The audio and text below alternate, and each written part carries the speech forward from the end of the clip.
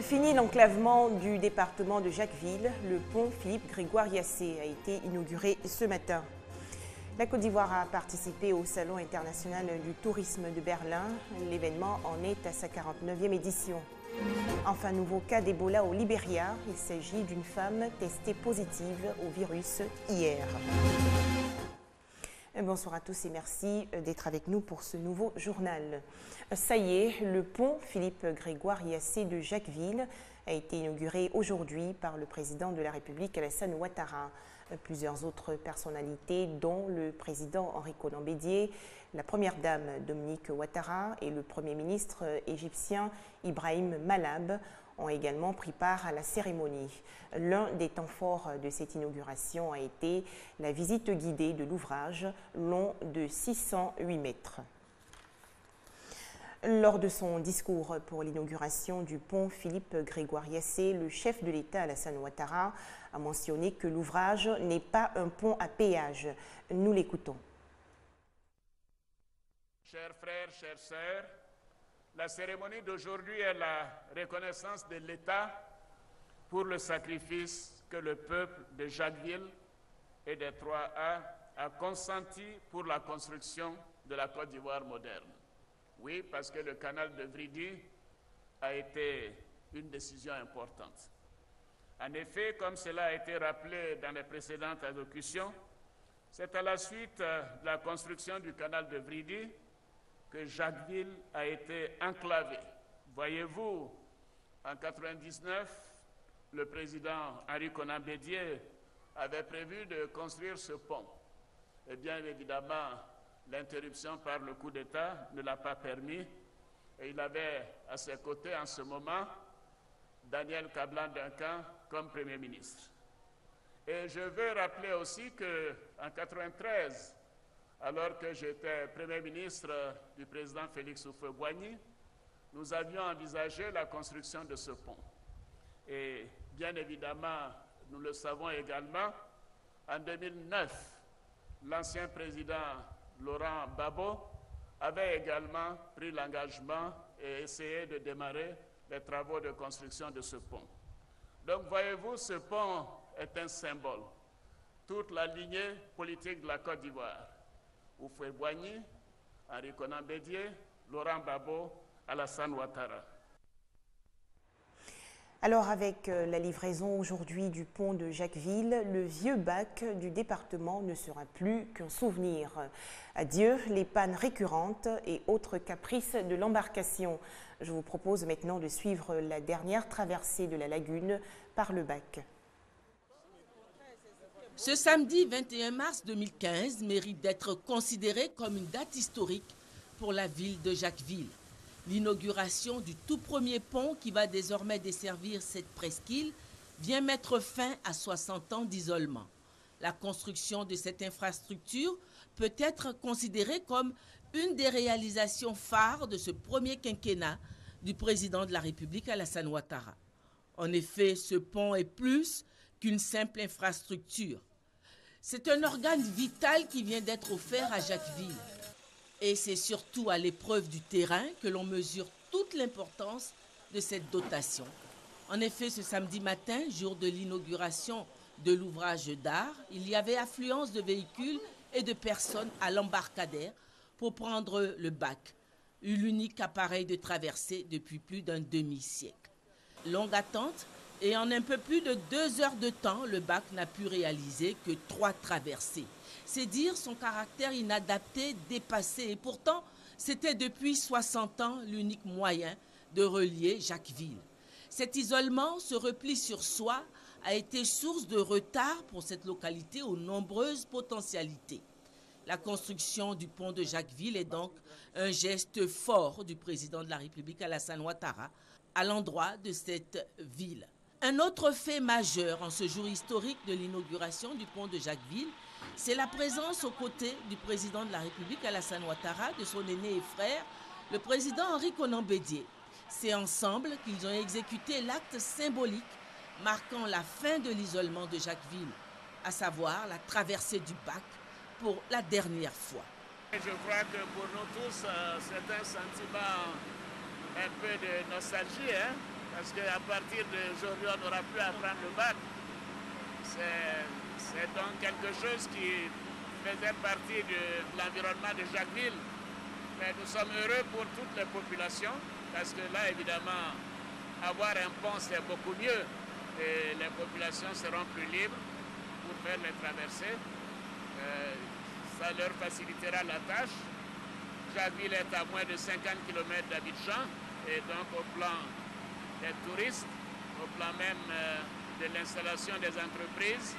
Donc c'est une excellente chose et c'est avec beaucoup d'émotion que nous faisons cela, surtout accompagné de mon aîné, le président Bédié, voilà, du Premier ministre d'Égypte, du Premier ministre Daniel Duncan. Donc c'est un jour spécial pour nous, pour les populations de Jacquesville. En tout cas, moi je suis très heureux de cette opportunité. C'est un grand jour.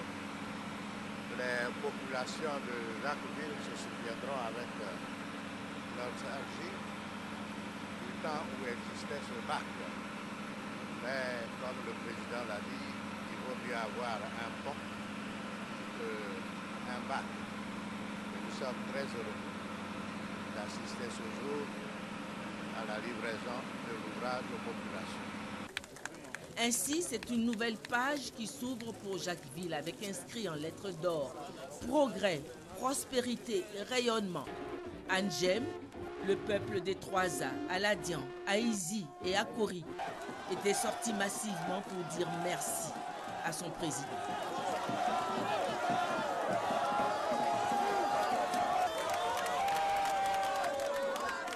À l'aube de ce nouveau départ, le président de la République est allé déposer une gerbe de fleurs sur la tombe de celui qui fut, jusqu'à sa mort, le chef spirituel des Trois-A, Philippe Grégoire Yassé, ancien président de l'Assemblée nationale, sous le président Houphouët-Boigny. C'était un reportage de Viviane Haïm. Autre centre d'intérêt dans ce 19h30, la participation ivoirienne au 49e Salon international du tourisme de Berlin en Allemagne. Il s'agit pour le ministère du Tourisme et ses partenaires d'accroître leurs chiffres et mieux vendre la destination Côte d'Ivoire. Décidée à relancer son industrie touristique, la Côte d'Ivoire a investi dans un stand de 600 mètres carrés afin de montrer toutes les facettes de son offre. Des partenaires privés ont été également invités pour un forum exceptionnel. Il était important pour nous cette année de venir rétablir un peu quelques vérités avec les opérateurs économiques allemands. Ils ont souffert par le passé d'une mésentente, de beaucoup de mésententes d'ailleurs, surtout de manque de considération par rapport aux opérateurs économiques. Cette année, nous sommes revenus à la conquête de ce qui est essentiel pour nous, c'est-à-dire les opérateurs économiques allemands reviendront en Côte d'Ivoire à travers des croisières, à travers des tours opérateurs. ITB se veut un lien de réflexion incontournable par le nombre et la qualité des conférences programmées et consacrées à la relance du pays. J'ai particulièrement apprécié l'intervention du représentant du CPC. Et il a démontré comment est-ce que la Côte d'Ivoire, qui est partie d'une situation tout à fait désastreuse il y a quelques années, est en train de rattraper son retard par une croissance soutenue, par des réformes hardies et aussi hardies qu'intelligentes. Nous avons effectivement travaillé avec Africa Veragne, qui est donc l'homologue du patronat ivoirien, qui se propose d'organiser une visite en Côte d'Ivoire d'ici la fin de l'année. Donc une délégation qui serait forte certainement d'une centaine de personnes, donc d'hommes d'affaires allemands. En englobant visiteurs et grand public, au total, plus de 175 000 personnes ont visité le salon. Le taux des visiteurs professionnels en provenance de pays étrangers est passé à 43% contre seulement 40% l'année dernière. Des précisions de Patricia Oumou-Etia. Et avant de présenter des sites attrayants pour vendre la destination Côte d'Ivoire, les autorités ivoiriennes doivent insister sur la propreté. C'est le cas du ministère de l'Environnement, de la Salubrité urbaine et du Développement durable. Le ministre Rémi Alakwadio a fait hier le bilan de l'opération lancée le 16 janvier dernier et dénommée Abidjan Ville propre. Curage de caniveaux, balayage des voies publiques, Des commerçants déguerpis des trottoirs, des gestes qui marquent le début de l'opération Abidjan Ville Propre, lancée le 30 décembre dernier. Mais s'il y a une chose qui rend la tâche difficile aux opérateurs, c'est le retard de paiement des agents de la salubrité. Cette opération devait être financée toutes les semaines. Et malheureusement, pour un problème organisationnel, ça n'a pas été. Mais l'effort a été maintenu par les opérateurs sur le terrain. Concernant les paiements ont effectivement démarré, mais ne sont pas encore faits en totalité. Sur ce point, le ministre de l'Environnement, de la Salubrité urbaine et du Développement durable, Alaquadio Rémy, rassure. Pour l'opération spéciale, c'est le Trésor qui a ouvert une régie et c'est là-bas que cet argent a été mis. Donc les paiements qui n'ont pas pu avoir lieu, c'est certainement un problème de trésorerie. Les paiements ne sont pas terminés. L'argent la ressource qui a été envoyée par la présidence doit être épuisée dans le cadre de cette opération. Donc on a fait le point, effectivement il reste quelques 800 millions à payer au niveau des opérateurs. Nous avons pris la tâche donc, de la direction générale du Trésor, que diligence soit faite, que les factures qui ont été déposées dans le cadre de cette opération-là soient payées. Les factures de 2014, comme cela vous l'a été annoncé, feront l'objet d'un traitement particulier.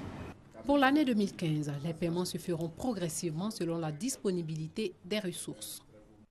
Un commentaire de Ami Koulibaly. Revenons à présent sur la Journée internationale des droits des femmes célébrée le 8 mars dernier. L'amicale des institutrices unies de Marcory et de Biétry a choisi une autre manière de commémorer l'événement. Ces enseignantes ont participé à une séance de fitness et à des épreuves de mini-cross. La rencontre s'est tenue au groupe scolaire à Noumabo, dans la commune de Marcory. Un reportage de Ami Sissoko. Mini-cross, séance de fitness pour maintenir une bonne santé. À travers ces activités sportives, les institutrices de Marcory et de Biétry marquent le mois dédié à la femme. C'est une journée où les femmes sont honorées partout dans le monde entier. Nous n'avons pas voulu rester en marge, nous avons bien voulu participer à notre manière à cette journée-là. Elles sont regroupées au sein de l'amicale des institutrices unies de Marcory et de Biétry. Leur objectif, créer un élan de solidarité et de convivialité au sein de leur corporation. Il s'agit aussi de partager leur expérience pour une bonne formation des apprenants et surtout pour faire la promotion du genre. Samuel Mobio, vice-gouverneur du district d'Abidjan et parrain de la cérémonie, n'a pas taré d'éloges à l'endroit de ces femmes. C'est des éducatrices, des enseignantes. Elles ont en main la destinée de la future Côte d'Ivoire. La femme, c'est la vie. Et la femme, c'est l'avenir aussi. Netia Diei, vainqueur du mini-cross, décide d'en faire une habitude à partir de ce mois. Ce petit jeu qui nous a été soumis tout à l'heure, c'est tout juste pour encourager les femmes à se donner aux activités qui sont mises au sein de l'établissement. Donc pour moi, c'est tout juste un jeu, donc je suis justement contente. Ça va continuer. La Journée internationale de la femme permet de mettre en lumière des questions relatives à la revendication et à la promotion de l'égalité du genre. En Côte d'Ivoire, la mise en place du Conseil national de la femme donnera sûrement plus de visibilité aux femmes. La Ligue ivoirienne des secrétaires éclaire ses consoeurs sur une décision gouvernementale. Il s'agit de la création du poste d'attaché de direction dans les administrations et établissements publics pour le profil de carrière des secrétaires. Quelles sont les conditions à remplir? Y aura-t-il un concours? Des questions abordées hier lors d'une conférence de presse. Des mesures visant l'amélioration du statut des secrétaires ont été prises par le gouvernement ivoirien le 4 février 2015. Un décret instituant l'emploi d'attachés de direction de l'État dans les établissements publics nationaux. Les conditions d'accès à cet emploi sont par voie de concours professionnel. Il faut être secrétaire de direction et avoir 3 années d'ancienneté. Aussi, permet-il un nouveau profil de carrière pour les secrétaires? L'adoption de ce décret est consécutive à l'évolution du métier de secrétaire et à la nécessité de la révalorisation et à l'adaptation de ce métier aux réalités nouvelles de l'administration publique. Il s'agit notamment de l'utilisation croissante des nouvelles technologies, de l'information et de la communication. C'est un sentiment de joie parce que depuis 1999, nous n'avons pas accès à un poste supérieur. À la fonction publique, c'est par voie de concours. Quelle que soit ta compétence au niveau de la fonction publique, un directeur ne peut pas te nommer à un poste supérieur. Remercier nos autorités qui ont prêté une oreille attentive à ce cri de cœur que nous n'avons cessé de lancer en leur endroit. À cela s'ajoutent d'autres acquis, entre autres la mise en place des lignes budgétaires pour assurer la formation continue des secrétaires. On faisait le point avec Grace Kando. Le virus Ebola de retour au Libéria. Monrovia a annoncé hier la découverte d'un nouveau malade infecté. C'est le premier cas depuis un mois dans le pays qui était sur le point de déclarer la fin de l'épidémie. Au Sénégal, on s'active déjà pour la présidentielle de 2017. L'ex-parti au pouvoir, le Parti démocratique sénégalais, a désigné aujourd'hui son candidat. Il s'agit de Karim Wade, le fils de l'ancien président Abdoulaye Wade. Voilà ce que nous pouvons dire sur l'actualité de ce jour. Merci et à très bientôt sur RTI2.